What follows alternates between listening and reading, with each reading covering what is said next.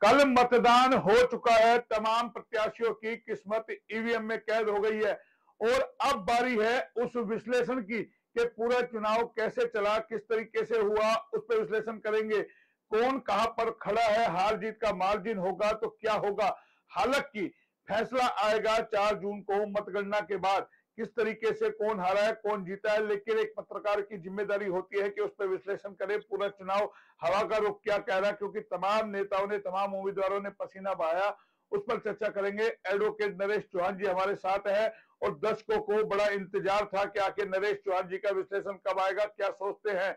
हार जीत का फैसला तो हालांकि ईवीएम की खुलने के बाद होगा, लेकिन नरेश चौहान जी से जानते हैं पूरे चुनाव को किस तरीके से देखते हैं, क्या हवा का रुख रहा, जिस तरीके से तमाम नेताओं ने पसीना बहाया। चौहान साहब, चौहान साहब सुन पा रहे हाँ हैं। मोहनलाल। हाँ ईवीएम मोहनलाल में जी नमस्कार। ईवीएम में किस्मत कैद हो गई है और बिल्कुल हो गई है। आपके विश्लेषण का इंतजार है लोगों को। क्या कहता है हाँ, गुरुग्राम, भिवानी, महेंद्रगढ़ लोकसभा और रोहतक लोकसभा, 3 पर हमारी निगाह लगातार बनी हुई है, क्योंकि तीनों हॉट सीट है। वहां भूपेंद्र हुड्डा के सुपुत्र का जो है भविष्य कैद हो गया है, जो जीत करके जाएंगे या हार करके जाएंगे वो तमाम ईवीएम में। और भिवानी महेंद्रगढ़ लोकसभा इसलिए हॉट हुई क्योंकि वहां दान सिंह को टिकट मिली, श्रुति चौधरी की टिकट कटी। गुरुग्राम के अंदर कैप्टन अजय सिंह यादव की टिकट कटी, राज बब्बर को मिली। किस तरीके से देखते हैं, अब कहां खड़े हैं तीनों उम्मीदवार। मोहनलाल जी, क्योंकि हम देखो गुड़गांवा लोकसभा क्षेत्र में बैठे हैं, रेवाड़ी विधानसभा, बावल विधानसभा, रेवाड़ी जिले के 3 में से 2 विधानसभाएं गुड़गांवा लोकसभा क्षेत्र में है। हमने और आपने अपना वोट भी डाला है, तो मैं समझता हूं कि हम पहले अपने विश्लेषण में सिर्फ गुड़गांवा लोकसभा क्षेत्र का ही विश्लेषण अपने दर्शकों को दें और वो कहीं ना कहीं उपयोगी भी होगा और सार्थक भी रहेगा। चलिए। गुड़गांव लोकसभा क्षेत्र में एक तो वोटिंग परसेंटेज हर जगह ही पूरे हरियाणा में कम हुई है और गुड़गांव में 2019 में जहां 67.33% वोट पड़े थे, इस बार 60.7% वोट पड़े। तो सबसे बड़ा एक किस्म से विश्लेषण की बात यह है कि ना तो 400 पार की लहर थी, जो 400 पार का नारा था वो जोशो खरोश, ना मंदिर, ना 370, ना मतलब कुछ भी तो नहीं नजर आया। वो अलग बात है कि गर्मी थी, तो गर्मी तो मई में हर साल हर योजना में हर चुनाव में पड़ती है। जी। तो कहीं ना कहीं जो इनका 400 पार का नारा, जो विजय वर्गीय जो इनके राष्ट्रीय महासचिव हरियाणा के प्रभारी थे, 2019 में जो 75 पार का नारा दिया और जब वो 75 से 70 आके टिकी, जब आप जैसे पत्रकारों ने उनसे पूछा तो उन्होंने ऑन रिकॉर्ड स्वीकार किया कि अगर हम 75 पार का नारा नहीं देते तो ये 40 भी नहीं आनी थी। तो ये इनकी एक रणनीति है जो इन्होंने खुद बताई। उस रणनीति के तहत 400 पार की बात कही गई। इन्हें पता था कि शायद जो बहुमत का आंकड़ा है 272 छूने में भी कहीं पसीने आएंगे, तो पहले से ही 400 पार का नारा दे देते हैं। आपको लगता है कांग्रेस इस 400 पार के ट्रैप में नहीं फंसी, बल्कि इनको अपने ट्रैप में फंसा दिया। हाँ बिल्कुल, कांग्रेस का अपने ढंग से चले हैं तो वो अपनी चाल और अपना लक्ष्य, उनका एक अपना लक्ष्य है, वो भी मैं बताऊंगा कि उन्होंने कैसे वो अचीव किया। तो अब क्योंकि सबसे सेफ सीट जब तक कांग्रेस ने टिकटें डिक्लेयर नहीं करी थी, तो गुड़गांव 10 की 10 में से नंबर 1 बीजेपी की सेफ सीट मानी जाती थी कि भाई कोई भी आ जाओ, आओ तो ठीक, और 2-2 3-3 आ जाओ तो ठीक। राव इंद्रजीत सिंह ने भी खुद अपनी पब्लिक स्पीचेस में कहा है कि भाई हम तो बाट देख रहे हैं, दो हाँ, दो तीन तीन मिलके आ जाओ, लेकिन कोई मुकाबला ना नहीं ना है। ना ना, इतना ही नहीं, अपनी पार्टी के लोगों को कह दिया, सवाल किया कि जी फला नेता नहीं बोला, आए तो वेलकम, नहीं आए तो वेलकम। बिल्कुल बिल्कुल कहा। तो वो अब जो ये पोलिंग परसेंटेज हुई है, और इसमें मोहनलाल जी आप देखोगे जो माइन्यूटली विश्लेषण की बात है कि जो मेवात हलके की तीनों विधानसभा सीटें हैं, मतलब जहां मेव बाहुल्य कहते हैं, और जो परंपरागत वोट कांग्रेस का है, बीजेपी ने उस वोट को लेने की ही कोशिश नहीं करी। अलबत्ता एक जो सालों से मतलब चली आ रही थी, वो एक यात्रा, उसमें कहीं ना कहीं एक हंगामा खड़ा करने की, एक वायलेंस खड़ा करने की, उसको संरक्षण देने की कोशिश करी।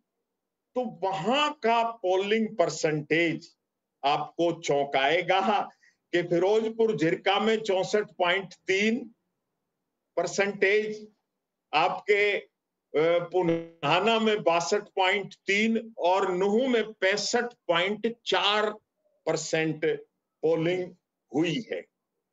तो जो एक गणित के हिसाब से, जो आंकड़ों के हिसाब से कि हमारे इस 25,78,000 में 17% यादव हैं, अहीर हैं, और 19% जो है वो मेव है। और जो तीसरा, कांग्रेस ने एक जो रणनीति, आपने कहा ना वो ट्रैप में नहीं फंसे, उन्होंने इनकी कही हुई बात को, मतलब बाद में तो मोदी जी ट्रैप में फंस गए, और फिर उन्होंने चिल्ला चिल्ला के कि ये भ्रम फैला रहे हैं, इनके प्रवक्ता भी, हम नहीं संविधान बदलने जा रहे, हम नहीं आरक्षण को, जबकि खुद मोदी जी ने, खुद सबने के 400 पार कर दो और हम संविधान को बदलेंगे और हम संविधान के मुताबिक बात करेंगे। संविधान ही नहीं, इस 10 साल में इन्होंने नाम ही तो बदले हैं, और करा क्या है, इन्होंने इंडियन पेनल कोड का, इन्होंने क्रिमिनल प्रोसीजर कोड का, इंडियन एविडेंस का नाम ही तो बदला है। इंडिया गठबंधन होते ही इन्होंने ऑल इंडिया रेडियो पे भी आकाशवाणी शुरू कर दी। इनको इंडिया नाम से इतना वो हो गया, और अभी तो इन्होंने जो अदला बदली करी है, कहां तक इंडियन कॉन्स्टिट्यूशन, इंडिया के नाम को इनकी उम्र निकल जाएगी। कागजों में, संविधान में, हर जगह तो इंडिया है, क्या क्या बदलेंगे। कोई ये एक वो क्लिक, तो इंडिया को भी इंडी जमात बोलते हैं। वो उन्हें बोलने दो, लेकिन जो इंडिया, इनको इंडिया कहने में भी अगर अब तकलीफ हो रही है, तो इनकी तो बौखलाहट सबके सामने है। अब जो मैंने ये बताया constituency wise, Gurgaon, Gurgaon constituency शहरी कॉन्स्टिट्यूंसी है, 53.6 वहां पोलिंग हुई है, मतलब वो हम कह सकते हैं कि सबसे कम। उसी के साथ बादशाहपुर 55.6% पोलिंग हुई। गुड़गांवा और बादशाहपुर में ये जो 25,78,000 वोट बढ़े हैं ना, बाकी जगह तो 18, 19, 20, 9 हलकों में तो 18 से लेके 20 लाख तक की वोट है। गुड़गांवा में 25,78,000 जो प्रवासी मतदाता हैं, मतलब 4 से 5 लाख के बीच में वो नफरी बढ़ोतरी की है। और इस लहर के ना होने की वजह से उन प्रवासी मतदाताओं की उदासीनता गुड़गांवा और बादशाहपुर में साफ झलक रही है, इस रिकॉर्ड के मुताबिक, इस आंकड़े के नहीं, मुताबिक। बादशाहपुर में जैसे राकेश दौलताबाद का कल निधन हो गया, उससे भी इफेक्ट पड़ा होगा थोड़ा बहुत तो। नहीं नहीं, वो एक दुखद थी, वो चीज थी, लेकिन जो वोटिंग पैटर्न, क्योंकि वहां कॉलोनियों में, सोसाइटियों में बड़ी बड़ी बिल्डिंगों में, मतलब इस तरह के लोग, और वो प्रवासी हैं ज्यादातर। तो उस बात का असर नहीं हुआ है। लोग घरों से ही नहीं निकले, या फिर लोग दो दिन मतदान की करने या फिर 2 दिन की छुट्टी थी, घूमने निकल गए, उनको इतना घूमने इंटरेस्ट निकल भी नहीं गए, होता। या घूमने निकल गए, या मतदान। जो प्रवासी हैं वो अपने ठिकानों पर अपनी वहां चले गए घूमने फिरने। तो ये एक चिंताजनक है। इसी प्रकार आप देखोगे कि भाई रेवाड़ी में भी जो उम्मीद थी उससे कहीं ना कहीं कम, मतलब यहां भी पोलिंग परसेंटेज बढ़ सकती थी, 63.3 हुई। इसी तरीके से सोहना में भी 63.2 हुई। अब सोहना हलके में वहां गुजर, राजपूत, मतलब वो मतदाता कहीं ना कहीं डिसाइड करते हैं। इसी तरीके से पटौदी रिजर्व हलका है, अगर हम वहां की भी बात करें तो पटौदी में भी लग रहा है कि कोई बड़ा उत्साहजनक या कोई लहर वाली बात नहीं है। तो चलिए, अब तो अब इन मैं इन वोटों को, इन इन प्रतिशत को अगर मोहनलाल जी आप कास्ट वाइज बाइफरकेट कर दें तो कहीं ना कहीं हमें और आसानी होगी। अहीर की वोट परसेंटेज हम 60% मानते हैं जो पोल हुई है। जी, अहीर की 17% जो पोल, 17% आबादी हुई है, उसमें 60% हम पोल मानते हैं, 2,62,956। इसके साथ साथ मेयो की जो पोलिंग परसेंटेज है, क्योंकि वो आंकड़ा आ रहा है उसके हिसाब से, उसकी हम 63% मेयो की तीनों हलकों में मानते हैं। वो आंकड़ा बैठता है 3,08,586। जी, एक जो कांग्रेस ने, जो मैंने कहा ना कि इन्होंने उस 400 पार को और संविधान बदलने को एससी में संविधान के प्रति एक आस्था जगा दी। बाकी लोग तो संविधान को एक कागज की किताब और वो ही समझते थे, लेकिन बाबा साहब भीमराव अंबेडकर की उस संविधान को एससी वर्ग ने कांग्रेस के उससे पकड़ा। और आपको मैं याद दिलाऊं कि पंचकुला में इसी दौरान, अपने चुनावी प्रक्रिया के दौरान, राहुल गांधी संविधान के ऊपर एक एससी समाज की बड़े सम्मेलन में भी वो भाग लेके आया। तो कहीं ना कहीं एससी समाज ने चुपचाप अपना काम किया है। जो बिल्कुल। कांग्रेस को ऑक्सीजन दिखाई दे रही है, कांग्रेस में जो जान दिखाई दे रही है, वो एससी समाज की वजह से दिखाई दे रही है। उसकी परसेंटेज, पोलिंग परसेंटेज हम 62% मानते हैं, जो 2,87,704 पोल्ड वोट हुई है। अब 17% ओबीसी में आ गया अहीर, लेकिन ओबीसी और बीसी का कोटा, जो पोर्टल व्यवस्था खट्टर साहब की ने बताया हरियाणा में कि वो 27-28% के करीब है। तो 17 तो ये अहीर हो गए, 10% और भी ओबीसी बीसी रह गया, जिसमें गुजर भी है, माली भी है, सुनार भी है, कुम्हार भी है, और भी जातियां जो बीसी ओबीसी की हैं, उसको हम 10% मानते हैं। तो वो 10% जो आबादी है बीसी ओबीसी की, 2,57,800 बैठती है। उसकी परसेंटेज, पोलिंग परसेंटेज हम 55% मान रहे हैं। वो 55% का आंकड़ा जाकर बैठ रहा है 1,41,790। अब हम पंजाबी की बात करते हैं। पंजाबी समुदाय का भी पूरे गुड़गांवा लोकसभा क्षेत्र में 8% के करीब मतदाता, उनका आंकड़ा बैठता है। उस 8% में जो पोल हुआ है हम उसकी 55% उसको मान रहे हैं। तो 55% आने से वो कहीं ना कहीं 1,13,432 के करीब वो वोट पड़ी हैं पंजाबी मतदाताओं की 55% में। राजपूत मतदाताओं का मतलब वो आंकड़ा भी 8% के करीब है, लेकिन उसकी पोलिंग परसेंटेज हम डाउन कर रहे हैं।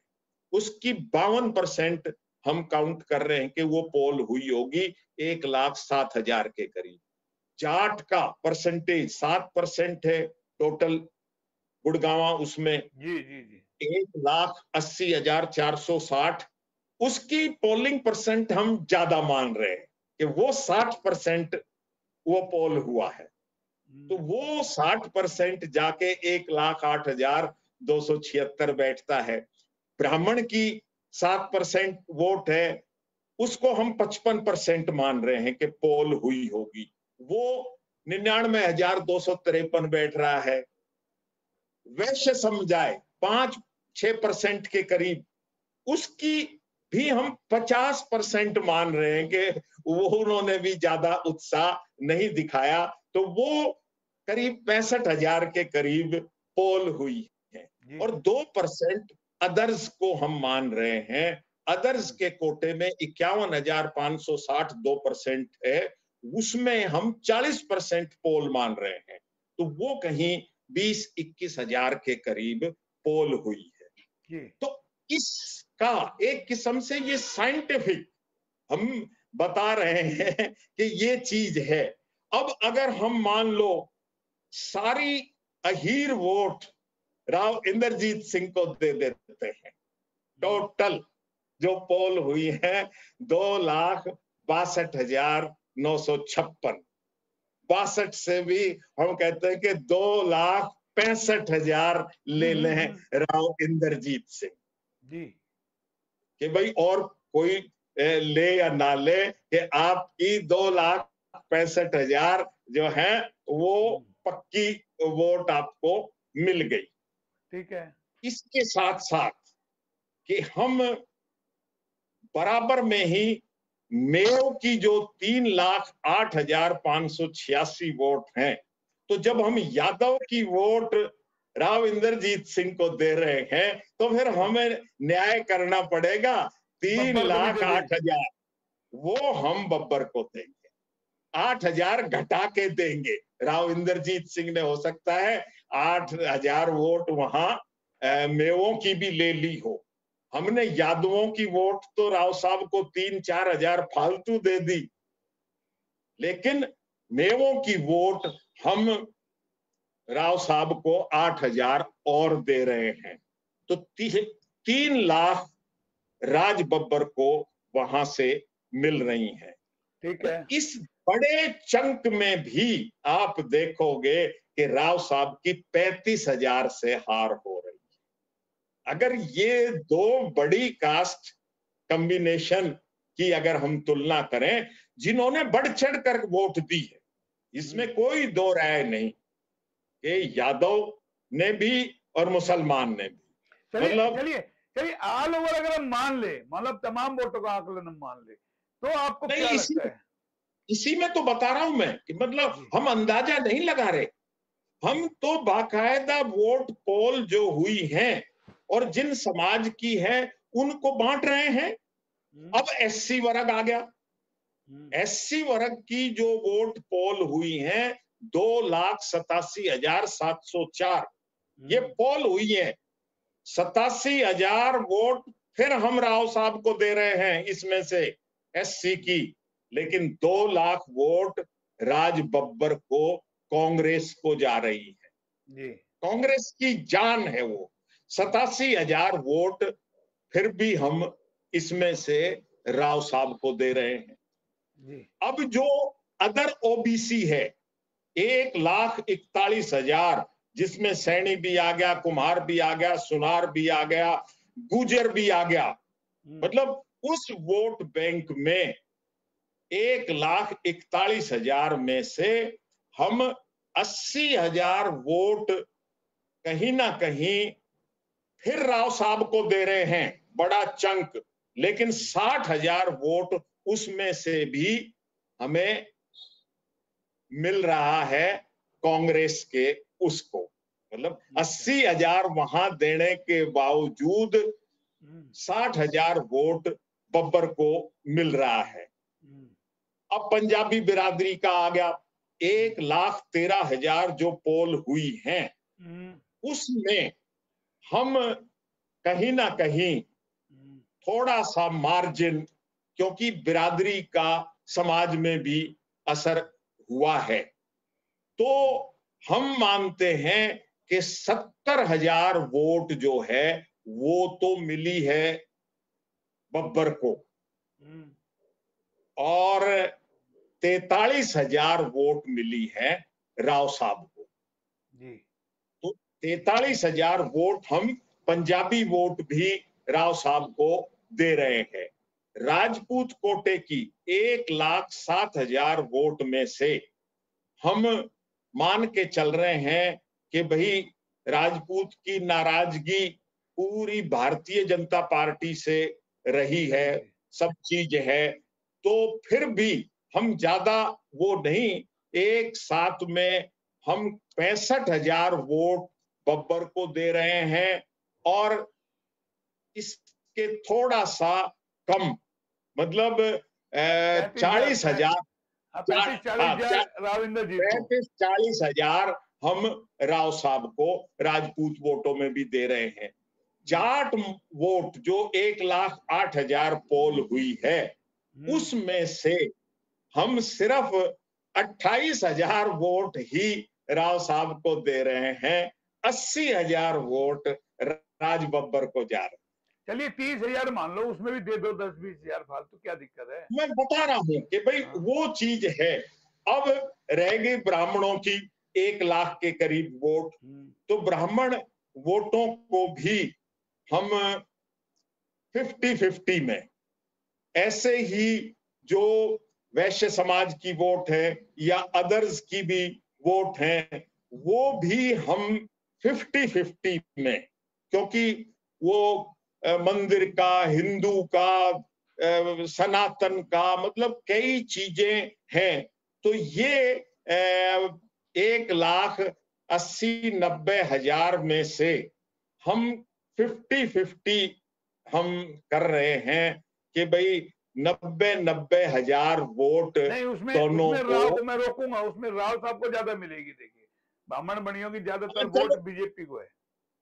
मैं वही कह रहा हूं कि भाई वो हमने 50-50 किया है, तो उसको 80,000 इधर कर देंगे, हम 1 लाख उधर दे देंगे। चलो, तो मोहनलाल जी ये आंकड़ा जाके हार जीत हजारों, अब कैलकुलेशन भी बता दो ना। ये इतना बता दिया तो हमने वीडियो तो लंबा कर ही दिया। फिर अब कब तो चुनाव हो लिया, अब तो ईवीएम में कैद है, अब कोई घबराहट नहीं है। हालांकि फैसला डिब्बा खुलने के बाद होगा, फैसला ईवीएम के बाद होगा, लेकिन ये हमारा आकलन है। बिल्कुल आकलन है। तो इसको हम अब टोटल करते हैं तो ये 28 और 40 68, और 68 और 43, 1 11, 1 91, 1 2, 2 87, 3 87, 5 6.5 लाख के करीब वोट पर तो आज की तारीख में आपके राव इंद्रजीत सिंह टिके हुए हैं जी, रफ एस्टीमेट के मुताबिक। यानी कि हम आपके हिसाब से 7 लाख मान लेते हैं। 6.5 लाख पर हमारे कैलकुलेशन में वो टिके हुए हैं। राउंड फिगर में 7 मान लेते हैं ना, 7 मान लो। दूसरी तरफ 5 और 6 70, 7 40, 8 8.5 पर जाके राज बब्बर और कांग्रेस टिकी हुई है। यानी आपका अनुमान साफ तौर पे अब ये है कि बब्बर का पलड़ा भारी है, राव का पलड़ा हल्का है, यही कहना चाह रहे ये हैं? बिल्कुल, ये हम तो आंकड़े बता रहे हैं चलिए ये जो आंकड़ों से बताया ना, ये आंकड़ों से बताया ना। आंकड़ों देखिए से। देखिए देखिए, मत पेटी खुलेगी जब होगा ना। अभी तो भाई हो सकता है वोट हमने जो काउंट करे हैं वो इस तरीके से कर लिए, भाई हवा के रुख नहीं, से कर लिए। मैं कोई नहीं, हम हवा तो चल ही नहीं रही मोहनलाल जी, हवा तो चल ही नहीं रही, हवा के रुख से कैसे कर लोगे? भाई संविधान को वो लेकर के हम सोच रहे हैं डेंट लगा होगा, हो सकता है अंदर लग खड्डा ना गया, लगा हो। सोच लग गया। आप उठा के देख लो, आज का दिन है आपके पास, कल का दिन है, अब बूथ वाइज आपके पास रिपोर्ट आएगी। एक पत्रकार होने के नाते जैसे अब लंपशम में आई है, अब आप बूथ वाइज भी निकाल के तो देख वो तो चौहान लेना। साहब अभी दोबारा भी बिठाएंगे, अभी आज ही से सब कुछ थोड़े ना आपसे जो है कि इसीलिए अभी एक। इसीलिए हाँ। इसीलिए और इसमें अब इसका कुल टोटल भी मोहनलाल जी जो हम बता रहे हैं कि ये 15 लाख के करीब हुआ है। 8 और 7 जो हमने दिया है, 8 लाख उसको, 7 लाख उनको, 15 लाख। लेकिन जो पोल हुआ है वो 15 लाख 60-70 हजार वोट पोल हुआ है। तो वो हम जेजेपी को भी दे रहे हैं, औरों को भी दे रहे हैं।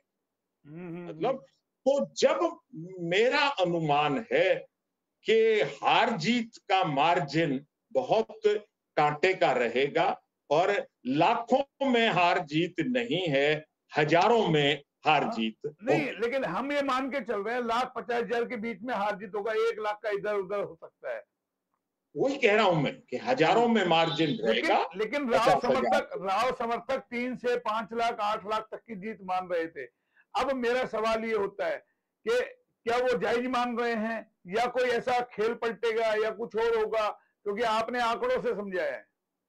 देखो, मैं किसी के बारे में क्यों अपने घर बैठे, अब मैं भी घर बैठ के ही तो ये अनुमान चलिए और आपको आंकड़ों की बात बता रहा हूं। ठीक है अब ठीक है, कोई आपने अपने आंकड़ों आंकड़ों से बताया। लेकिन अब मेरा सवाल ये है, ऐसे कौन से मुद्दे हैं जो राव को फायदा दे गए, बब्बर को नुकसान देंगे, या फिर ऐसे कौन से हैं बब्बर को फायदा देंगे राव को नुकसान देंगे, या फिर पीएम मोदी ने जिस तरीके से मैनिफेस्टो को लेकर के मुस्लिम लीग का जो उसमें तड़का लगाया था, फिर मंगलसूत्र, भैंस, राम मंदिर, और उसके बाद तो कई सारी चीज कर दिया कि राम मंदिर को तोड़ देंगे, ताला लगा देंगे। क्या लगता है बड़ा डेंट कर गए, या फिर पूरा चुनाव आपने देखा हो अब तक कांग्रेस बीजेपी की पिच पे खेलती थी, कभी पप्पू बनाया कभी कुछ करा, 19 में पुलवामा पे खेला, लेकिन क्या आपको लगता है पूरे चुनाव में इस बार भाजपा को कांग्रेस की पिच पे खेलना पड़ा, या फिर जो इंडिया गठबंधन में छोटे छोटे छत्रप जो आए उन्होंने मोदी जी को घेर लिया? किस तरीके से आप देखते हैं? 5 मिनट में देखो आप स्कोर कर देगा। देखो, मोदी जी तो अपने आप ही खुद घिरे हुए हैं। मोदी जी ने 10 साल में सुबह से शाम तक जितनी झूठ और जुमलेबाजी करी है वो मतदाता को पता लग गया। तो अब चाहे वो मैनिफेस्टो की बात करें, चाहे वो मंगलसूत्र की बात करें, चाहे भैंस की बात करें, चाहे गाय की बात करें, और आपने देखा सोशल मीडिया इतना तगड़ा हो गया है। वो निशा बोध एक गायिका, वो सरेआम कहती है, नेशनल मीडिया या कोई और मीडिया वो अपने व्यापार बिजनेस की वजह से कहेंगे कि मोदी झूठ बोलता है, मोदी झूठ बोलता है। मतलब वो तो सरेआम मंच पे गा गा के निशा बोध कहती है। और जो ध्रुव राठी जैसे एनालिस्ट आंकड़ों के साथ वो सारी चीजें बताते हैं कि आपने ये कहा, अब ये कहा, अब ये कहा, अब ये कहा, और वो सबके पास, सबकी लाइब्रेरी में वो चीजें उपलब्ध हैं। या फिर आपको लगता है अपनी ही पार्टी में गिर गए, सबको खुड्डे लगाना, कभी शिवराज सिंह चौहान को, कभी वसुंधरा को, जो आया मैं ही सब कुछ, बाकी पार्टी में कोई नहीं है, वोट मोदी को आएगा। वो अहंकार कहीं ना कहीं ले डूबा तमाम भाजपा के जो कार्यकर्ता, आरएसएस के लोग, कि अगर ये फिर आ गए तो हमें भी नहीं बख्शेंगे। क्योंकि जैसे जिसे जिस तरीके से आप ही ने बताया था, अक्खड़ है, जिद्दी है, बदला काटने वाले हैं, नेचर जिस तरीके से है, तो वो नुकसान कहीं ना कहीं तमाम बीजेपी आरएसएस भाप गई कि एक बार इसको बाहर करना जरूरी है, अगर ऐसे आदमी के हाथ में सत्ता रही तो वो कुछ भी कर सकता है। वो डर कहीं आपको देखो लगा? देखो, कहीं ना कहीं जो होमवर्क था ना वो आरएसएस का, और ये कैडर से निकले हुए हैं। तो इन्होंने, जिसको कहते हैं ना अतिक्रमण किया है मोदी ने।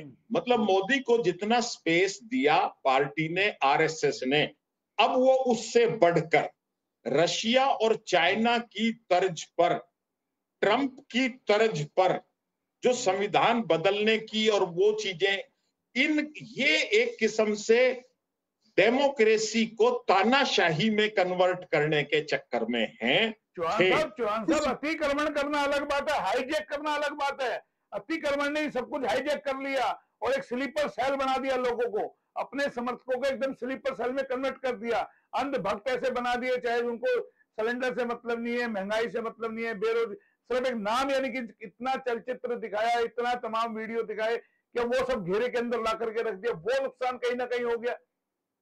मोहनलाल जी, उसमें तो देखो ये गुजराती लॉबी जो है ना, जो बार बार नाम लिए जा रहे हैं और जो सामने आ रहा है कि ये सेंट्रलाइज हो गई है पावर, और वो लॉबी जो है अब वो भी उकता गई है।